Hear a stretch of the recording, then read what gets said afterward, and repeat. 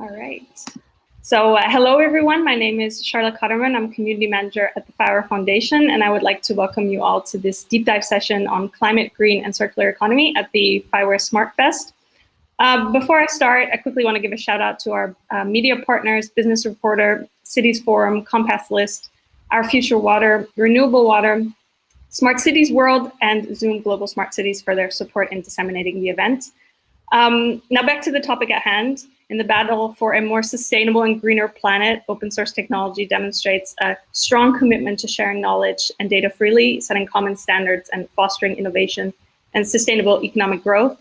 And this session brings together experts in the field to discuss how open source technology contributes to the ability and speed to address urgent challenges and the need of society as a whole. And through keynotes and expert speeches, as well as use cases, the FIWARE community will showcase how it is contributing to a greener planet, driving climate action and sustainability cross-industry, and with an unprecedented open source approach.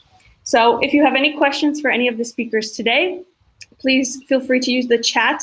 If we have time to allocate to address the questions within the time slots, then we will do our best to do that, of course. But if not, I'm pretty sure our speakers will be more than happy to answer your question in the chat. So I would now, I look forward to introducing our very first speaker of today, Emanuele Bompan. Emanuele is an influential environmental journalist and geographer. He was featured as an inspirational voice at the Smart City Expo World Congress 2019 in Barcelona, and he was featured again in 2020. He has covered the UN Climate Conference for several newspapers and radio channels, and he is also the co-author of Atlante, Geopolítico del Agua, I hope I said that correctly, about water grabbing, food safety, and energy. And he has also co-authored several other publications. So without further ado, Emanuele, the stage is yours. Thank you, Charlotte. Thank you so much. It's a pleasure to be here. I'm honored to be a guest of FIWARE Smart Fest. My role is to give you the scenario about the topic we're going to discuss today related to digital solution to environmental problem. I'm a journalist. I've been covering climate change, biodiversity crisis, environmental problems all across the globe since 12 years. And I've seen tragedies unfolding almost everywhere. It's most of the times, when I do public speeches, people tell me, "Oh, you're too catastrophic," and then I try to change tone, and people say, "Well, you're not enough catastrophic." And sometimes I'm really confused. How much catastrophic do you have to be, or if I don't have to be catastrophic at all? We all know that people sometimes don't react positively if the news is too bad. They just, instead of reacting, they stop doing anything. There is even a word called nostalgia for the people who are unable to act because they are overwhelmed by the magnitude of these phenomena. But the news aren't good. I mean, as a journalist, I can't really bring good news. I can say that we have solutions. There are a lot of solutions already in place. So I can bring good news as well. But I want to start first with the bad ones. And then I can bring you, and all the speakers today will bring a lot of positive solutions. So we'll have both, because the world is complex. You have to be catastrophic, but the good news is that we can solve this catastrophe. I want to show you a couple of slides to have an idea about the environmental problem today, and also what type of solution we need to embrace today. Probably many of you are familiar with this graphic. That's a very famous graphic created by the Stockholm Resilience Institute about the planetary boundaries. This graphic represents the environmental issue and the level of gravity they have reached. So for some problems that people think we are basically fucked up, well, we are not. For example, climate change is still something that we can tackle. It's becoming urgent and more urgent. Some other problems we have transpassed the boundary already. Biodiversity, for example, and sometimes it's a problem that is not given enough attention to. But if we look at the data presented by the Stockholm Resilience Center, it's clearly showed that we have gone way too far with the destruction of our environment and destruction of biodiversity. So we really need to run to restore and respect biodiversity. As well, the nitrogen cycle, which is a very important topic when it comes to our survival, because nitrogen is the basics for agriculture, for growing plants. So it's absolutely something we need to tackle. Other problems like freshwater use that many says it's already a catastrophe. It is not. I wrote 2 books about water, and there are growing problems, especially at local level, but most of the time is bad management, bad politics, bad technologies. So those are issues we can definitely solve. The ozone depletion is something we have been able to tackle, actually, so that's a good news, right? We're all familiar with the fact that it's still there, it's not a solved issue, but we have been acting fast enough at a global scale to really stop the ozone depletion. Ocean acidification, of course, it's another problem strictly related to climate change, but not just that. Chemical pollution, of course, it's severe, but it's very local issue. It's not a global issue yet. Of course, there are communities that are suffering a lot because of water pollution, soil contamination. People are dying because of this. So it's the range of issue we have to tackle today to restore our planet. It's very diverse. It's global. It's extremely complex to deal with. And also when we have to present solutions, sometimes we are baffled by false solution. Sometimes we take one road and then we decide to take another one because data shows that it's not the right way. So we have to adapt constantly. We have to adapt. Adapt to new technologies. We have to adapt to new situation. We have to adapt to one of the main problems, which is politics most of the time. So having a government that actually choose one trajectory and keep it for good. We clearly have seen that in the United States. I mean, Barack Obama probably wasn't the most environmentalist president ever, but at least it brought the US on a direction that then halted completely during the presidency of Donald Trump. And now again with Biden, we probably will see a reversal of those policies. But most of the time, it's mostly a human factor that block us from really put those solutions in place. I want to go to the next slide. All right. Yeah, no, this one. Climate change is clearly an issue that people still don't believe it's something real. It's ridiculous imagining that sometimes even powerful people says climate change is a hoax. I mean, the science is so obvious. There is so much paper, so much books about it. It's becoming undeniable. I mean, science is never perfect, of course, because it is science. We always need a tiny degree of uncertainty, but data clearly show that climate change is here, and we need to face it. Because if today it's still something that we can solve, the window of opportunity we have to solve this problem is becoming smaller and smaller. Scientists say we have 12 years, some say up to 20 years, but it's something we have to solve in the next 2 decades max. Otherwise, that will be a serious problem. And I want to be honest, that there is always one problem with the narrative, right? I'm a journalist, so I'm discussing a lot about narrative. People always think that environmental problems are something that has to do with environment. Environmental problems are most of the time economic, social, and health issue for humans mostly. Then, of course, we kill animals and we destroy natural environments, of course, but those type of environments can regenerate. As well, our people, our sons and daughters, the future of humanity that will come, well, we are putting them in peril. That's something we really have to take into account. We are damaging those things. We are basically restricting the possibilities of having a happy future.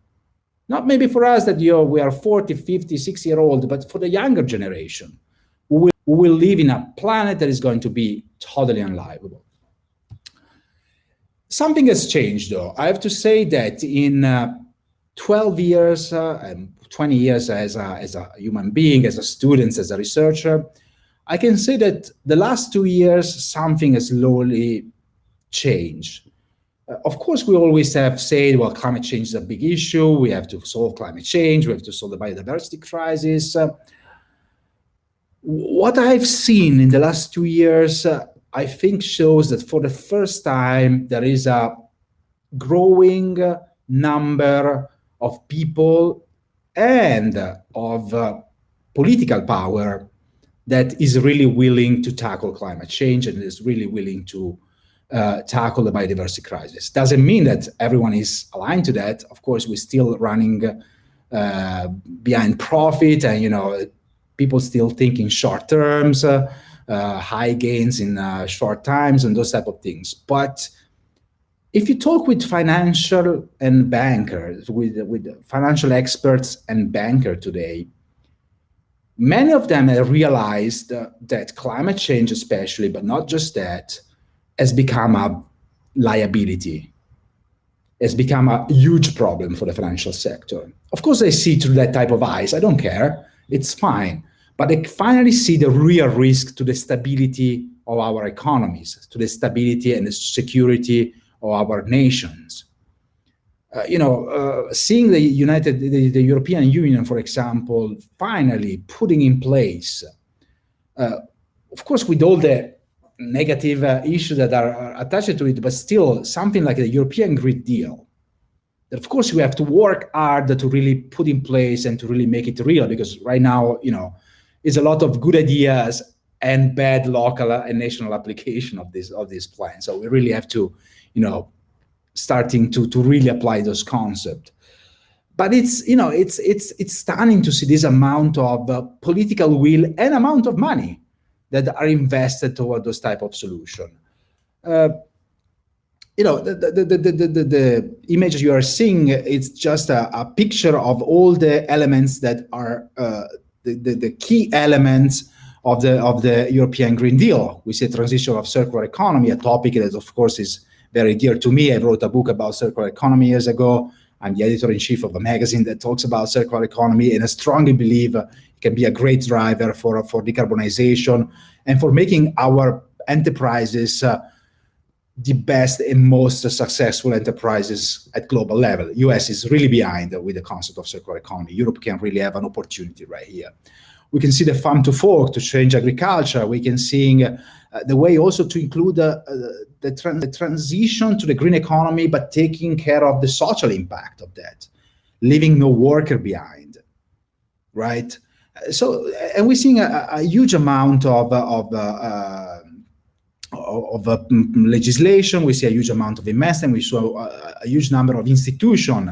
Even the European Investment Bank has finally agreed for a green framework inside its bank. For some reason it didn't show the other slide, but behind this slide there is the amount of money invested with the EU Next Generation funds and the EU multi-annual budget, which is a total over 1,600 billion of euro. 37% of those money will be allocated for decarbonization. We're talking the biggest investment ever done to really speed up our decarbonization process, at least the European one. And we should see those type of commitment also in US, in China, and other industrialized nations. But as well, we need to invest those money for the least developed countries to what is called the Green Climate Fund inside the climate negotiation, which will be discussed in Glasgow next November. So it's a lot of opportunity here. We have to do it right. We really have to have a proper discussion about which technologies, which ideas are the ones who can really help us to achieve that. And of course, the digital world, it's fundamental here. We have to manage huge amount of data, huge amount of material in the smartest possible way. Artificial intelligence, system analysis, all those type of solutions are necessary to really, really imagine and produce the future economy. we need those type of ideas. We need those type of technologies. And we need politics that can put this thing in operational and can't say that. Put in operation those things. I think my time is almost over. I wanna thank you all for listening to me for this presentation. I hope you will also become reader of Renewable Matter, which also sponsor a media partner. It's media partner of this event. We also interested in hearing from you about what type of solution the digital world can bring to the circular economy. And I'm pretty sure there will be plenty of excellent ideas coming out of this panel. So thank you so much again. I'm really looking forward to hear the next panelist. Thank you again. Charlotte. Thank you so much, Emanuele. I, as the editor-in-chief of Renewable Matter, I should firstly apologize for mispronouncing the name in my introduction. So I hereby apologize. Thank you so much for this insightful presentation and kicking off the event like this. I think this is an excellent foundation also for the upcoming speaker. So if anybody has any questions for Emanuele, I'm sure you'll be available in the chat. But for now, we'll move on to our next speaker, who is Monique Altamirano. I hope I pronounced that correctly. Monique is a public-private partnership specialist and systems thinker. She is a partner at Now Partners, a specialist at Deltaris, and an advisor to the Netherlands Ministry of Infrastructure and Water Management. And with 18 years of global experience in public-private partnerships, she is a multidisciplinary leader who has advised governments on how to catalyze private sector investments in infrastructure, water, and climate adaptation. So, Monica, the stage is yours. Oh, thank you, Charlotte and Emanuele. I think you will see that we're quite aligned in the message. I hope we're not boring. It doesn't turn boring for the audience, but so yeah, I'm happy to share with you. I mean, some thoughts, no, on how do we enable the global South to leapfrog to a regenerative economy. And what is the potential of the digital revolution that I see? Just to say also, I'm originally from Nicaragua. 18 years ago, I came to study in the Netherlands. So that's also behind a lot of this thinking and interest, no, on emerging economies. So basically, I think Emanuele already talked about this, right? And I think we have experience with COVID-19. I think it has been a nice kind of like reminder that how vulnerable our economies are to systemic risk, like, for example, the health.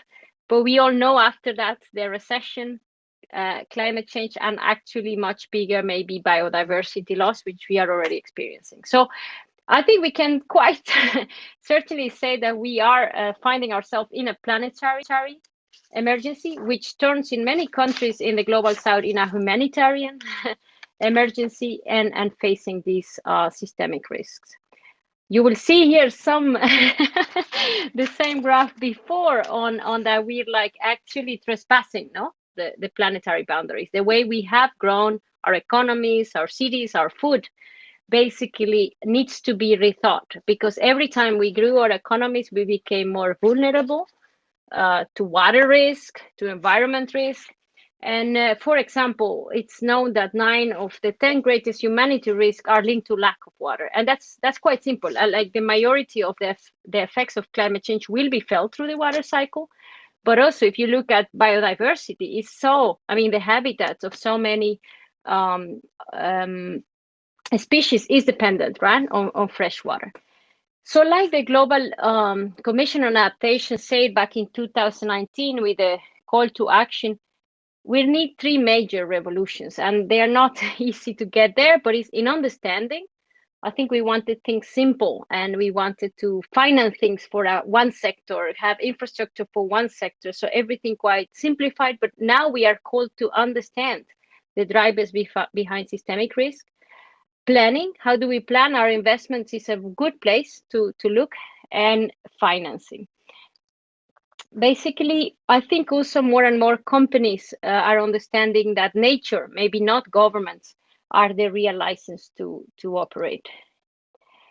Now, also talking about narrative, I think part of the problem is that even when people are saying now, right, do we choose economy or health? Do we choose economy or the environment? Is that thinking, no, we have one or the other? And the question is this true? I mean, can we choose economy and not health? And most of these narratives ignore, because we like kind of simplistic narratives, that these things are connected, right? That these things depend on each other. Or, for example, when we're talking about capitalism, I was just hearing, if we would really implement the real capitalism, then we would take into account natural capital, right? Social capital. So we would really take into account many capitals, not just pure financial one. Now, seeing that we have come to be in a moment when we have felt like in a double bind, right? Like economy or health, economy or environment. And the system thinking community, we think that the way to solve a double bind, like a catch-22, is to add one more dimension at least, right? So is to add complexity. And we don't want that, but by adding one more dimension, then you understand that, for example, the environment may be at the center of our economy and our health problem, right? And then other ways may be possible to come out of that kind of catch-22.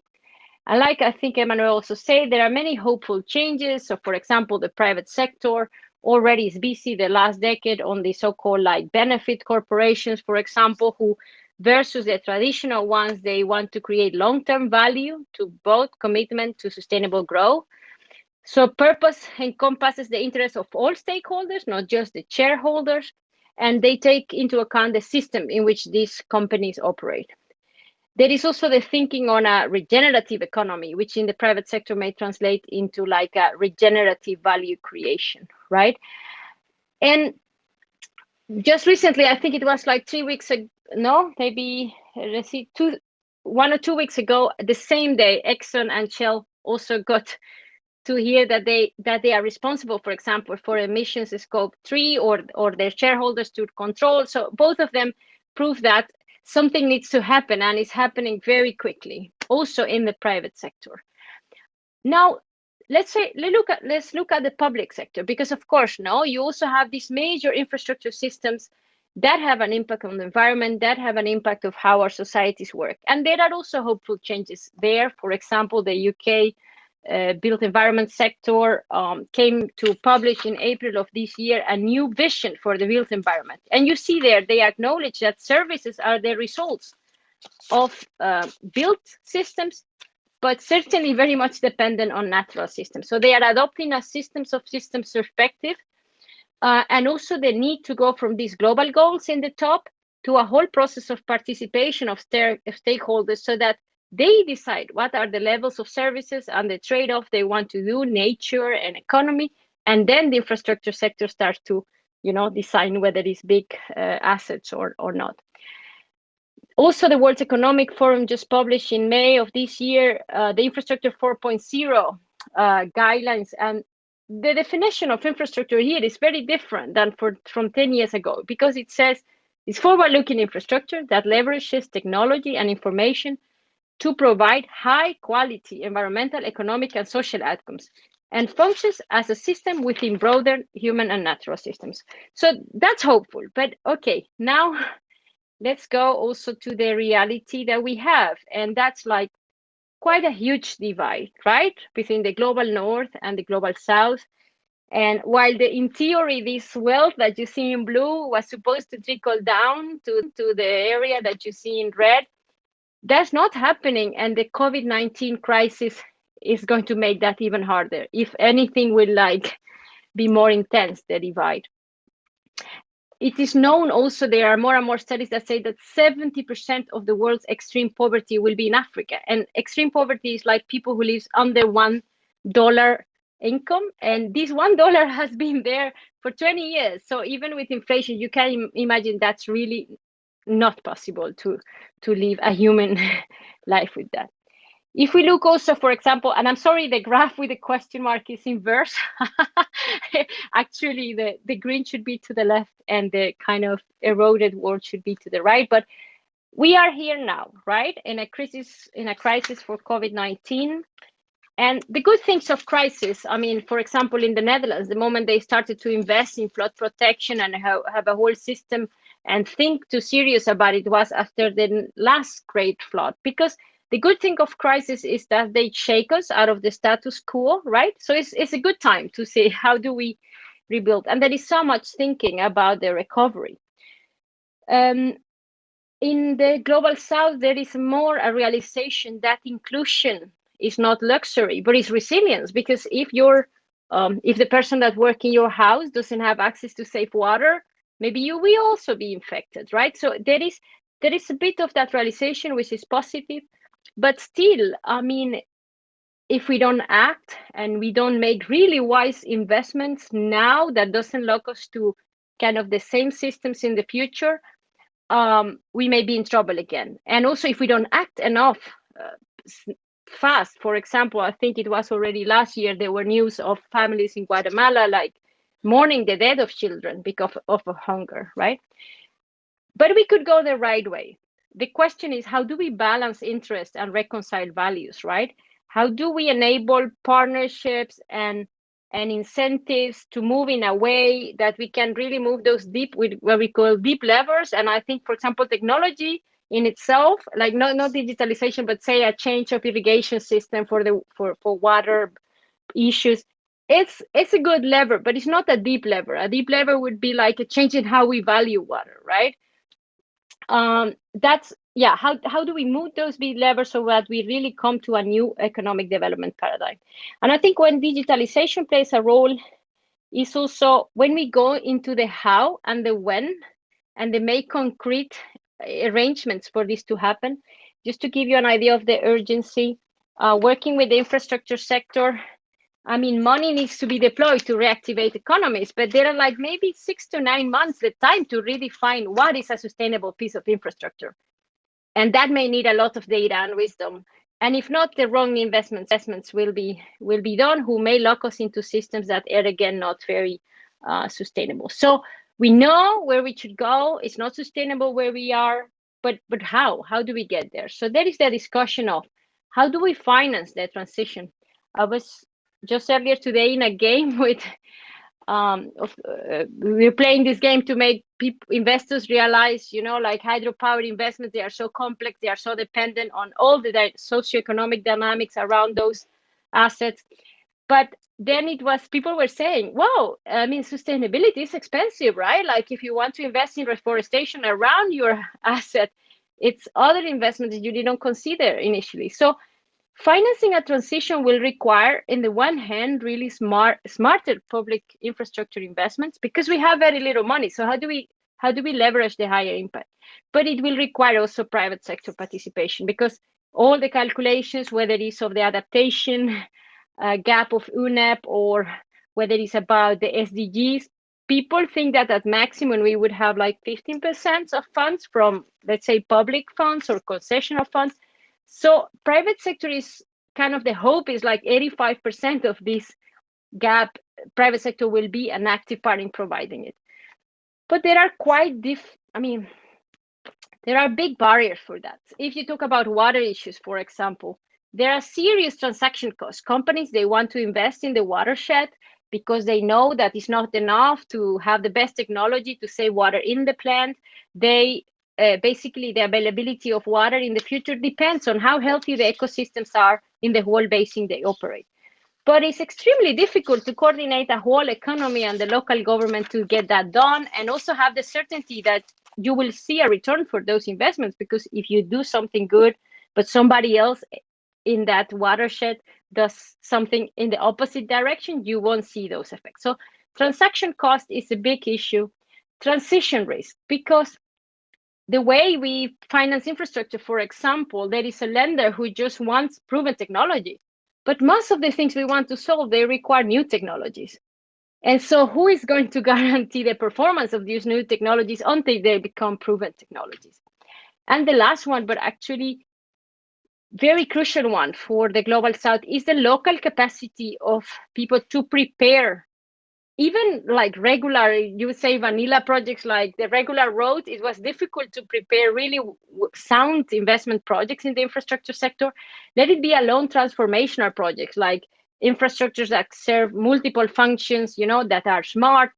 So that's an issue. And that's also where I'm coming to the end also, that the digital revolution, I mean, if there is good architecture, if it's equalizing in nature, could be a big enabler, of adopting a different view in public investments, but also enabling private investments. Why? Because, say, if we would have trustworthy, consistent, and global sources of data that different actors could contextualize quite easy, they could combine or overlay with their own operational models and scenarios, and that also they can access with certainty, because, for example, there are many donors who paid for data sets that, for example, the Red Cross used to do forecast-based financing.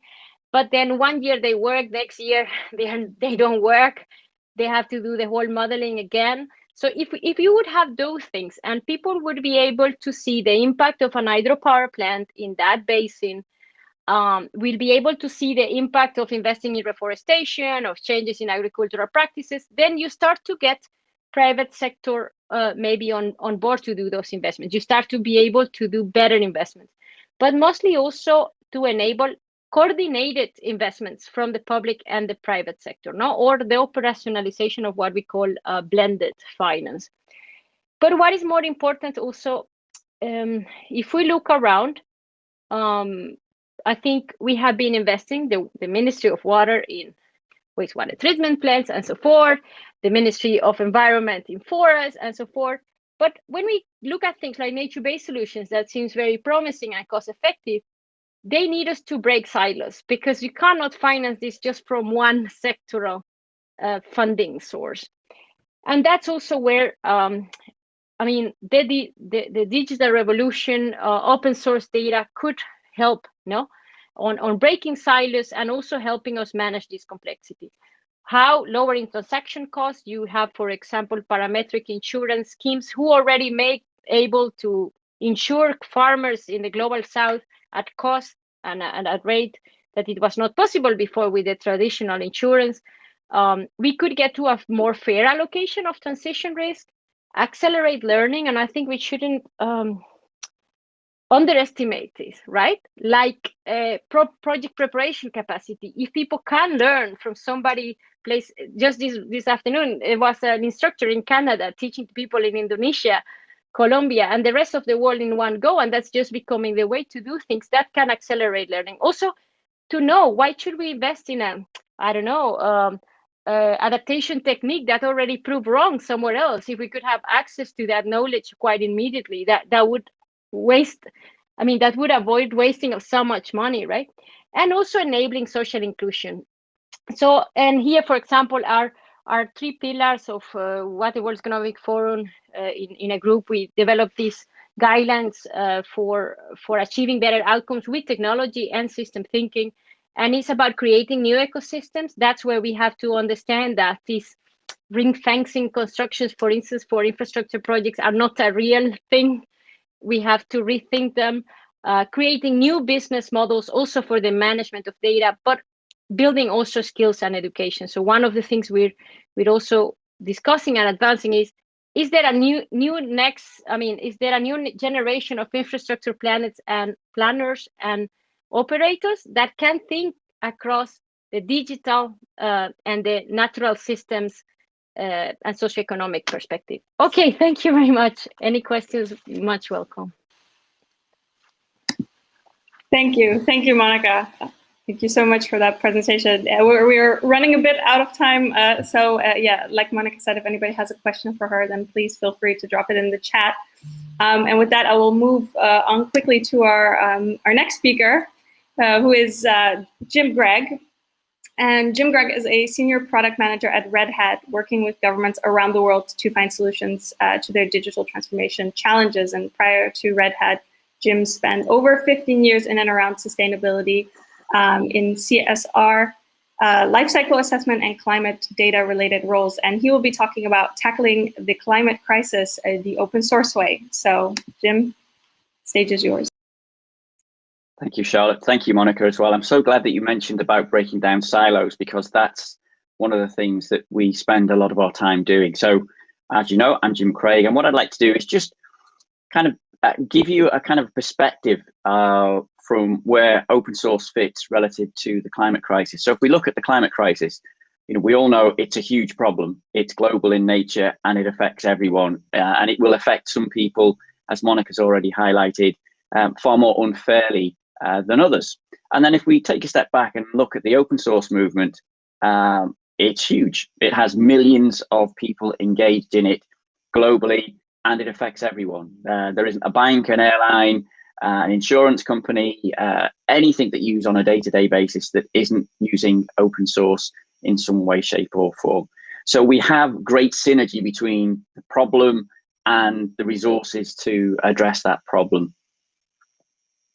And open source projects are in a whole range of climate-related areas. So from an energy point of view, we've got projects that are in renewables, storage, distribution, and grids.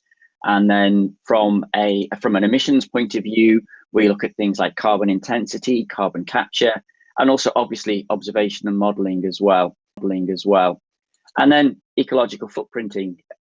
So the idea of being able to do a life cycle assessment, taking a bill of materials for a car, for example, and being able to calculate the environmental footprint of the car or whatever particular product that you feed into the system. And again, something that's been touched on several times already is the circular economy. What we also have as well, as you would expect, is biosphere. So that covers everything from biodiversity, polar ice cap melting, salt and fresh water, atmosphere, and so on. On a similar vein, we have the natural resources, which are typically air, water, and land. And the final few are agriculture. Increasingly, we are seeing a lot more now, a lot more effort in sustainable investment. So banks and investors being challenged to show what is the environmental footprint or the environmental impact of the investments that they're making. And similarly with insurance as well. So this idea of disaster risk insurance as well. So an insurer being able to really understand what is the impact of their portfolio. And the insurers do a huge amount of work on climate data modeling and the impact of extreme environmental events. So I'm going to take you, just sort of dive a little bit deeper into a project that we've been working on in Ireland. It's called the Future Mobility Campus Ireland, or FMCI. And it's based in Shannon in County Clare to the west of Ireland. And it's a not-for-profit organisation, and it's founded with the sole purpose of creating and delivering a future mobility testbed. So that's providing facilities to stimulating research, development, and innovation, specifically in the area of autonomous, connected, electric shared vehicles. Now, the important words there, I think, are electric and shared, because projects of this type, they have a long-term aim of reducing emissions. It's part of, in this case, it's part of Ireland's Project 2040, or it's called Project Ireland 2040. So you can see it's a kind of 19-year from now life cycle ahead of it.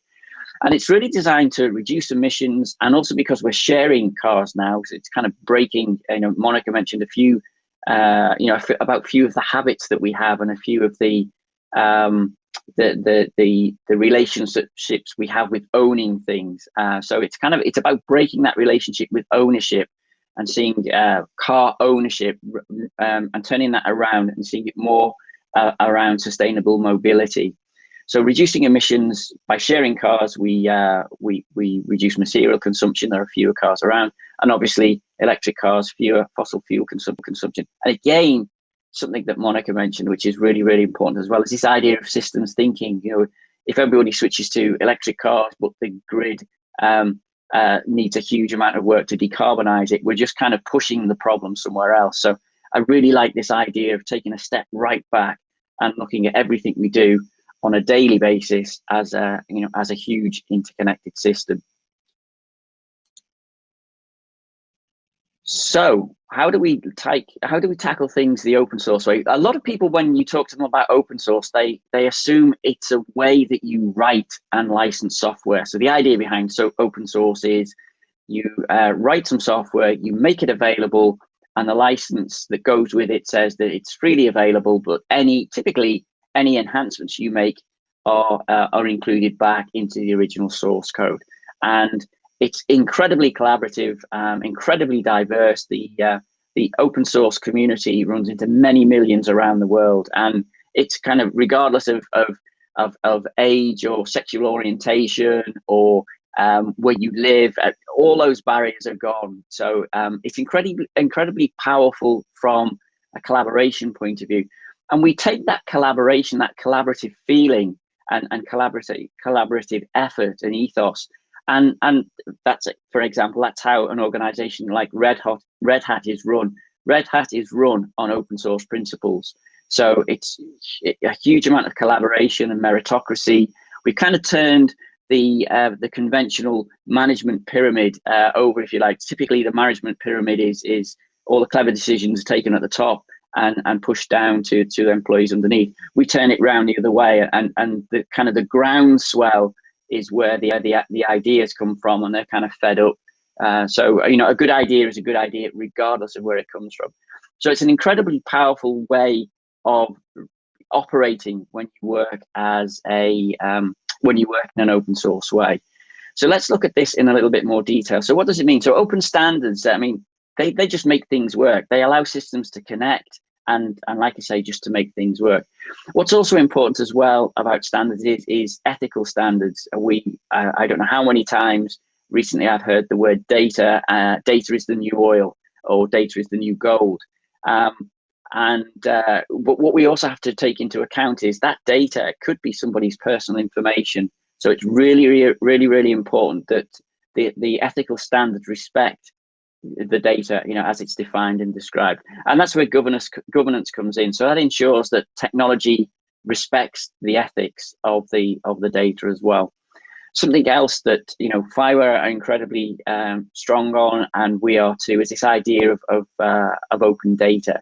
So what it does really is it's the raw material, if you like, and the idea and what is particularly powerful with the way FIWARE operate with the context broker is you can take data from multiple different sources, but assemble it together in a way that makes meaningful sense to somebody who's operating the system or somebody who's managing the system as well.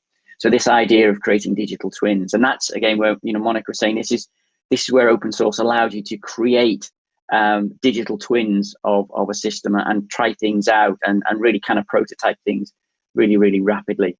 And then this aggregated data can be used for developing solutions and developing markets. And what we're also seeing as well is that it's now being wrapped with things like machine learning and artificial intelligence, so you can start to estimate the impacts of your solutions. And the final piece here really is on open communities. And that's, again, what's incredibly important about communities. If they're open and collaborative, what you do is you create trust. And, we're seeing a kind of a fracture, if you like, between governments at the moment. And that's absolutely the wrong way to go in my opinion. This is a global problem that needs the countries and the politicians and businesses from around the world to kind of come together and actually collaborate and trust each other. And by having this kind of circle of trust, if you like, what you do is create far better outcomes. So you're able to understand what your end users' goals are a lot more, and able to deliver and kind of think ahead for them and present outcomes or scenarios that are more relevant to the way they think. So it's a really powerful way of being able to engage with a user community. And I'd just like to close out with I suppose a plug for those of you that are working with data at the moment and want to do so in an open source way. We've developed something called the Open Data Hub. So it's a blueprint really for building AI as a service platform. And it's built on Red Hat technology, but the idea is that data scientists can create models using things like Jupyter notebooks and select from popular tools such as TensorFlow and scikit-learn, Apache Spark, and all these different related tools, and more for developing models. So what they can do is spend time on solving critical problems and less time on building the infrastructure, installing the software, and maintaining the infrastructure that's needed to go and solve those problems. So what we're looking at doing is kind of collapsing the time down that allows, you know, the kind of smart people to get to work and fix this. So I'd like to thank you for your time and your attention. It's been another fantastic FIWARE day. If you've got any questions for me, I'll be sitting in the chat, and my email address is short and simple like me, jimc@redhat.com. And if you've got any questions, I'd love to have a chat with you sometime. Thanks, and back over to you, Charlotte. Thank you, Jim. And from the art of the possible, we go to the potential and also environmental cost of digital technologies. And for that, I would like to introduce our next speaker, Dr. Monique Calisti, who is the CEO of Martel Innovate and president of Digital for Planet. And she is a passionate entrepreneur and ICT expert with hands-on experience in research and innovation funding, strategic consulting, training, communication, social media marketing, as well as business development of sustainable and innovative software solutions across several domains, several industry segments. So I gladly now hand over the mic to you, Monique. Thank you very much, Charlotte. Can you hear? I've got already introduced by Charlotte. Thanks a lot. And I would like to follow up on the introductions and presentations we've got so far with something that goes a little bit more into digital for planet. So why green digital? Well, first of all, we know that digital technology's potential is huge. Across a number of sectors, we are more and more deploying technologies, digital technologies and solutions to address environmental problems, to optimize the use of resources, to monitor the environment, also to minimize traveling, and especially in pandemic times, we were able to access a lot of essential services thanks to digital technologies. So in a way, we are fully immersed in this digitalization of our lives. On the other hand, we also should stop and think what's going to happen next.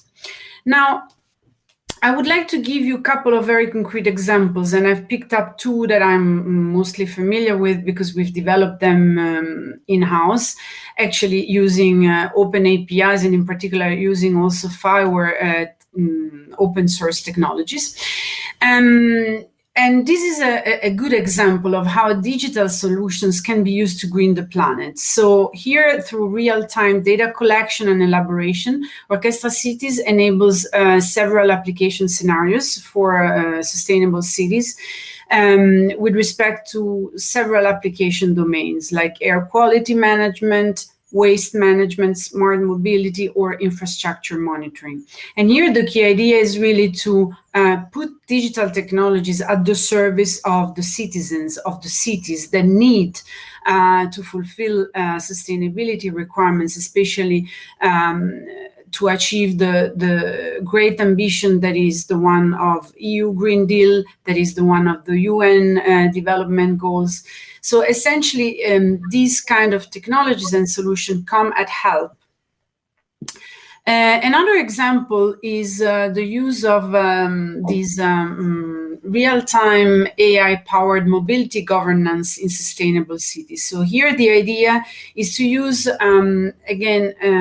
advanced technologies in combination. Again, it's an open source project. The idea is really to trace routes according to sensor captured data that qualifies the quality of the air.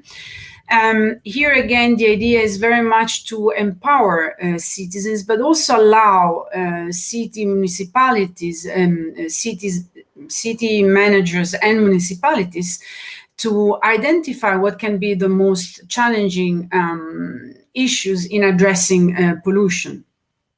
So these are, so to say, specific examples of how digital solutions can help addressing pollution. On the other hand, as we all know, digital technologies are also a big part of the problem. Why? Well, there's several reasons. First of all, technology drives electricity demands. There are estimates that show ICT could consume 20% of global electricity by 2025, generating 5.5% of the CO2 emissions, with numbers here can vary between 25 and 50 billions of connected objects by the end of this year. It's not only related to deployment of technologies, it's also about the production. So to produce devices, sensors, all the machines that we are using, it takes rare minerals to be mined, and this is directly managing the environment. Plus, we're producing an enormous quantity of electronic waste per year. And finally, oftentimes technology is inducing overconsumption. We are addicted, we want more, we are all time embraced to our screens, we watch videos the whole time, and this is extremely energy power consuming. And last but not least, there are, as you know better than me, devices vendors that are promoting a policy that is more like replace that rather than repair, which of course means we are producing more e-waste and we are just throwing away a lot of devices that could still function. Now, it's clear we have to find a balance. On the one hand, our society, our economy needs digitalization. We need digital technologies, especially to empower, to help human beings in many sectors, from healthcare to education, and you name it. On the other hand, the planet is calling. It's clear. As you have heard also from the previous speakers, we cannot wait any longer. This is a clear emergency state for all of us. This was the main work that we did when we decided to create this non-profit association that is based here in Switzerland and that supports the development and adoption of green digital technologies for the sustainable development of our economy and society. So Digital for Planet, it's an open network. So first of all, we help partnering, we help identifying synergies, we help facilitating collaboration. We're gathering knowledge, expertise, tools, and we put also people together, connecting them. And finally, we are helping researchers and innovators to acquire funding exclusively dedicated to green digital technologies and initiatives. Especially in these last weeks here in Europe, we've been carefully listening to the launch of important programs from the European Commission, like the Digital Europe lately, and the Horizon Europe, with the calls coming up very soon. And there are a lot of those calls, a lot of funding, a lot of public funding that is dedicated actually to make sure that we, first of all, green technologies, and then we use greener technologies to green our environment. It's a bit of a twist-tonger. But essentially, we do that by aggregating, I would say, people and the work they do. Now, we are a quite young association. We were born in 2020, had some, slowdown due to the COVID pandemic situation. And now we're bootstrapping technical activities around four main working groups, four main technical streams. One is the sustainable smart cities, and here we have been also working with several people within the FIWARE community. We have another stream on green data centers and cloud. Then next generation sustainable internet. So moving towards an internet that is greener and more sustainable from its very architectural foundation. And then finally towards zero pollution communication networks, which is something that some of you might be already familiar, 5G and 6G promising to bring more efficiency and thereby saving energy. On the other hand, we know how much they can consume. So there is a trade-off to be found. Now we are working to grow the membership. So I hope that some of you listening will click and check what we do and possibly join our association. We're promoting in general green digital initiatives. So please, if you're aware, if you're organizing events, if you're, looking for hosting also an event on green digital, please talk to us. And finally, we're, as I mentioned before, preparing. We started already working on some proposals to answer Horizon Europe calls. So my final word is about joining forces, whether it's within our association, Digital for Planet, or across different communities like FIWARE, like Red Hats and other open source initiatives. It's very important to create a common sense of responsibility and a common sense of power. We can do something, but we need to act on this. So this is exactly what we try to do when bringing together the community. We strongly believe that without connecting the dots, it's going to be very difficult to help our planet. There are individuals, there are organizations, everyone is welcome, as long as, of course, there is a clear focus and a clear commitment to promote the development and adoption of green digital technologies. We're doing a lot. We try to also echo efforts from other communities, so I hope that you can stay tuned and maybe help us growing this movement all across the globe. Thank you very much. Thank you so much, Monique. And one thing to mention today, also with regards to Digital for Planet, is that you are featured in the Fighting Climate Change with FIWARE booklet, which was released. Its 5th edition was released today. So I'd highly recommend everybody to check that out and give it a read.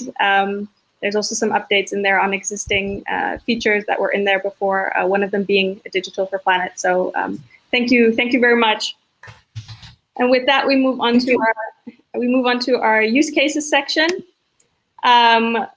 where Robert Heinecke will be talking about environmental intelligence, creating smart and sustainable cities with environmental data. Robert Heinecke, who is a Forbes 30 Under 30 Europe, is an entrepreneur, futurist thinker, and smart city expert, and he is the CEO of Breeze Technologies, which is a German industry leader in air quality sensors, data, and analytics, which he founded in 2015. And before that, Robert worked for multiple international consultancies in strategy and digitization. So, Robert, the stage is yours. Thank you very much, and that was a perfect introduction. I cannot add anything to it. And before I start with the talk on what we do at Breeze Technologies and how we do that also with FIWARE, I want to give credit where credit is due.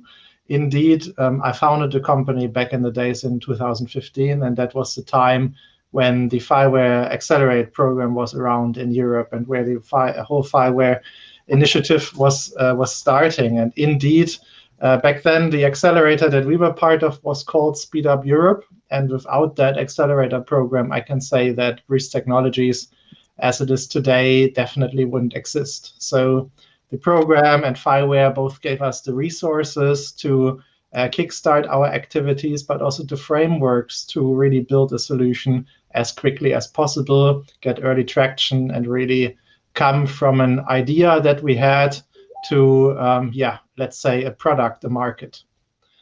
The topic that we are working on is air pollution. And air pollution is intrinsically linked with sustainability, like many other topics.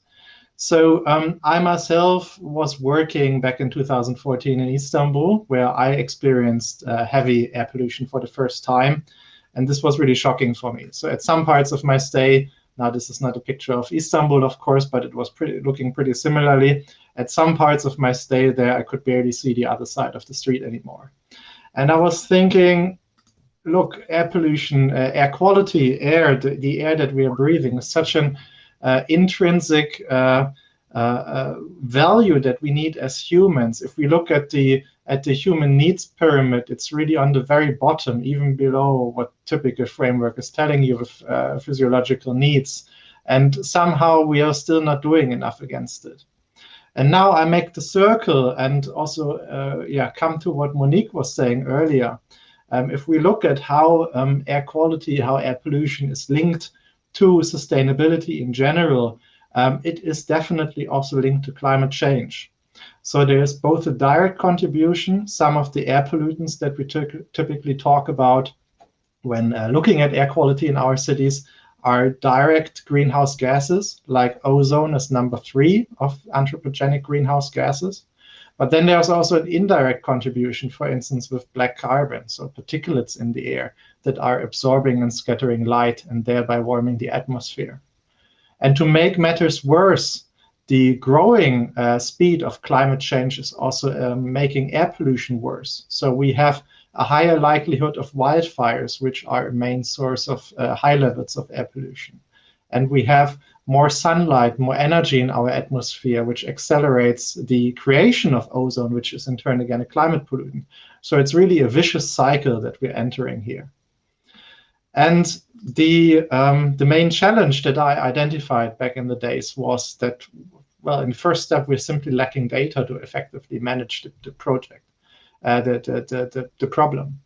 And I was then coming back from Istanbul. I was living in Hamburg. I'm still living in Hamburg. And Hamburg, looking at the city map, has 15 monitoring stations. And of course, if you're a city of 1.8 million people, this is simply not enough to effectively deal with air pollution as a challenge. So very quickly, we built first prototypes trying to miniaturize and trying to smartify the way of how we are monitoring air quality and how we're then also dealing with air quality data. And this was one of our early prototypes. This was actually something we showed at a trade fair. I had to really dig deep to actually find some photos from our prototypes. But I think if you see now where we have come with sensors for both indoors and outdoors, we have really come a far way.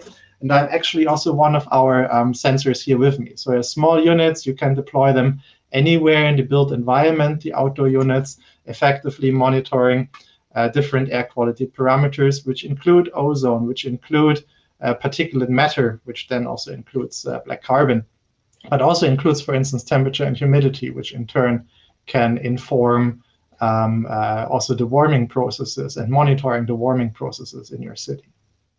And this really helps to, well, do what we call environmental intelligence, to create a global coverage of air quality data to in turn effectively manage the problem.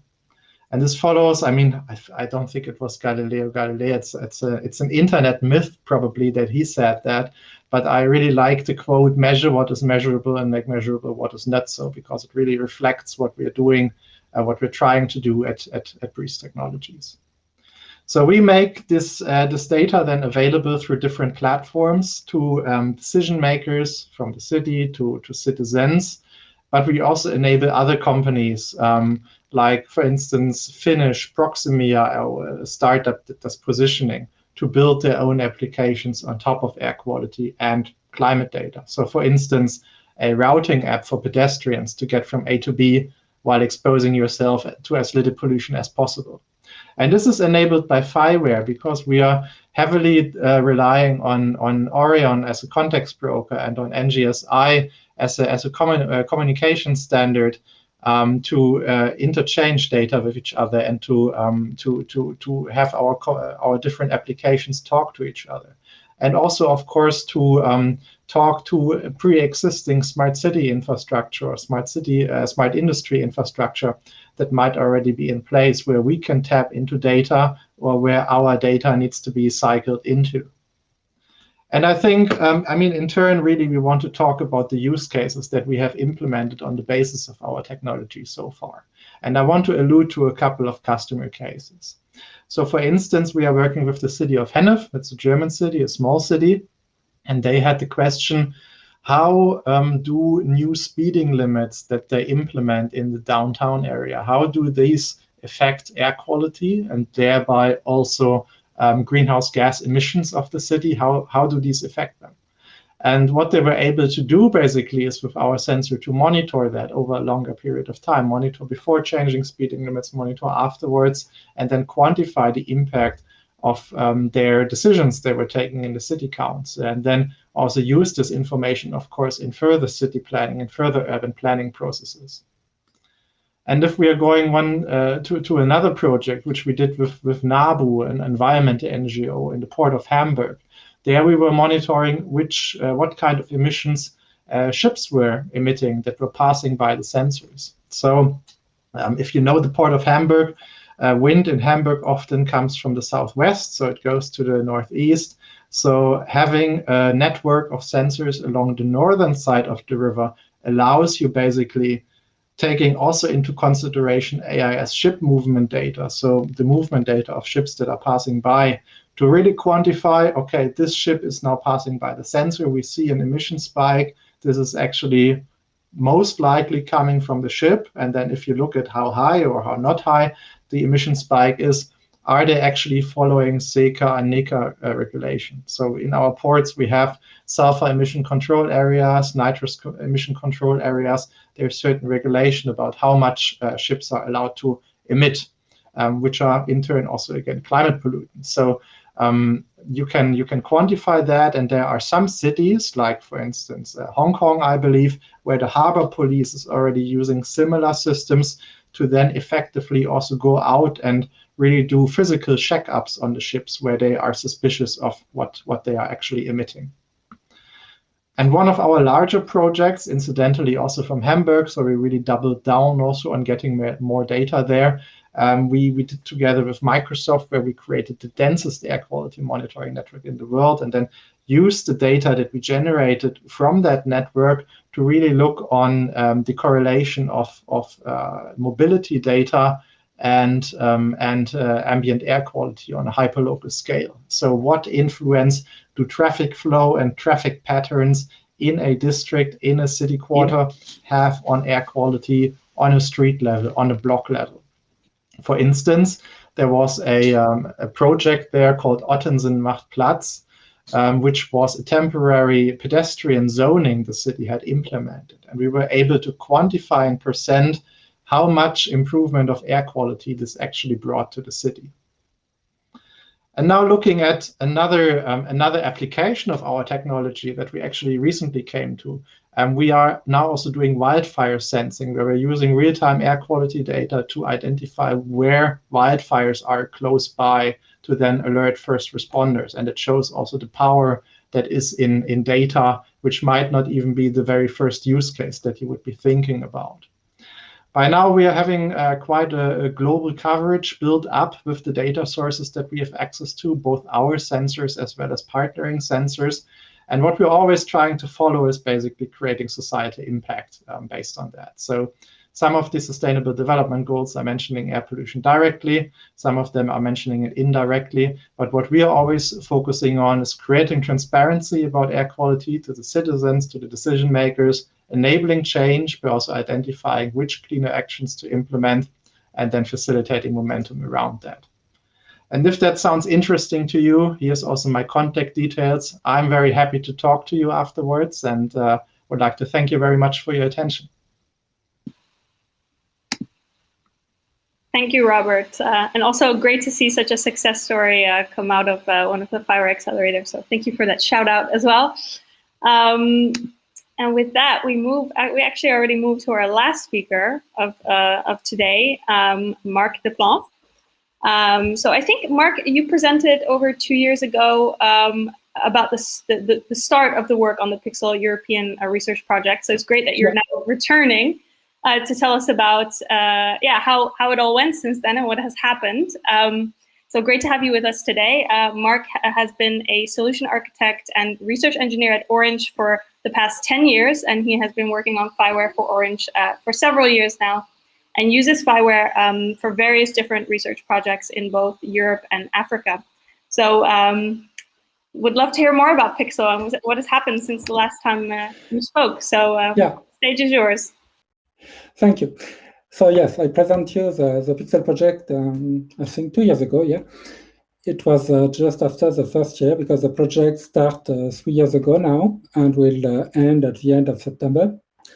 It's an European-funded project with 16 partners with 4 ports. So we have the port of Bordeaux in France, Thessaloniki and Piraeus in Greece, and Monfalcone in Italy.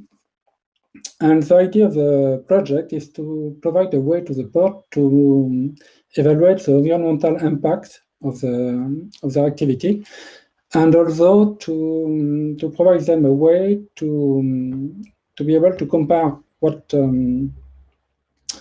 will be the change during the time, so from 1 year from another, to evaluate what will be the impact of some change in their organization or infrastructure. And one of the difficult part also of the project is to provide a way to be able to compare 2 ports and to compare the environmental impact from 2 different ports. And this is really, really difficult, because when you don't work with port, you can think that port is a simple organization, but in fact, it's a really complex ecosystem. And two ports are really, really different, and it's really, really a nightmare to find a way to be able to compare two different ports, because they have completely different activity. So to organize the work, we work around 4 main use cases. Marc, can I just ask? That was the first screen. So you can saw the 4 ports. And so now we work on our 4 main use cases. The first one was pillar of the project was a port environmental index. So it's the creation of a composite index that try to illustrate, to show the environmental impact of the port based on air pollution, noise pollution, waste, the traffic of the vessels, the road traffic, and so on. But we also work on 3 other use cases. That is, one of them is the multimodal transport, because the port is only one step of the transport of the goods. We also have to transport, go after in other place using train or truck and so on. And for example, for the Monfalcone port, the different terminal is really far from the port, and the port activity has a really strong impact on the traffic on the full area. So we try to work with them to provide a solution to have a better solution for the management. For the Greek port, we have 2 ports that is really close in the area of the city. So we have really the 2 solution is really intriguing. And for the energy management, it's for Bordeaux. They try to use sustainable energy to have a better impact on the environment, and they want to find a way to evaluate how much energy they have to produce to be able to sustain the activity of the port. So one example of the work we do in Pixel is, to illustrate what we do, is the modelization of the air pollution dispersion. So to do that, we use several kinds of data sources. We have the AES beacon from the vessels that with the position. We have the vessel shuttle that is sent by the boat to announce what they will do with kind of cargo they have and when they want to arrive. And we can rely on the API on the internet to know from the vessel ID which kind of engines they use. And we have the weather provision also, and the air quality sensor. And we compute all of those information to run some kind of algorithm to show how the activity of the port will produce from air pollution and how this pollution will be dispersed in the atmosphere.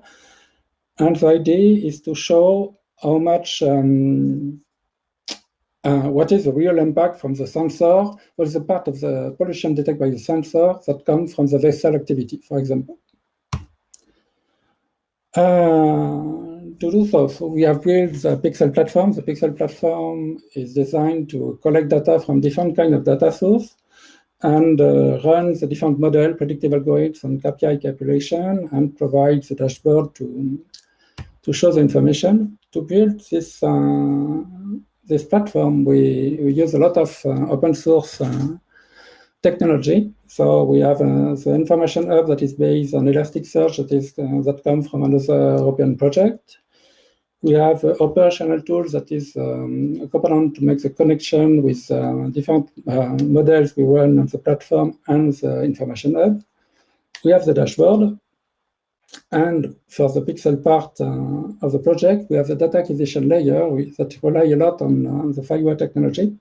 It's based on the context blocker, and for each data source we have to connect to the port. We create some small NGSI agent that is designed to push the data inside the Pixel platform.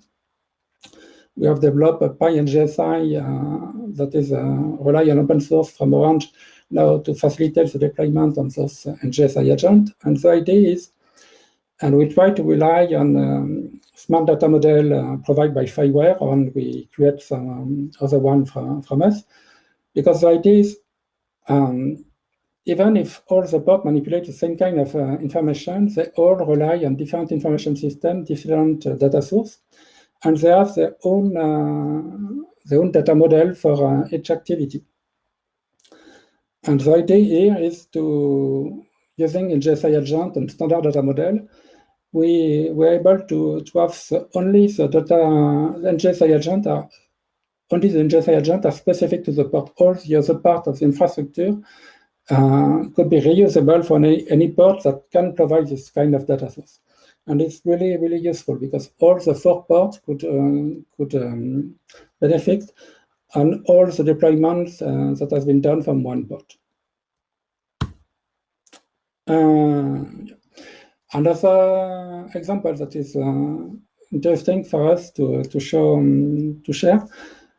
We have one model that is a port activity scenario. That the idea is to evaluate the energy consumption from all the activity of the port for the travel some goods from the vessel to the gate of the port.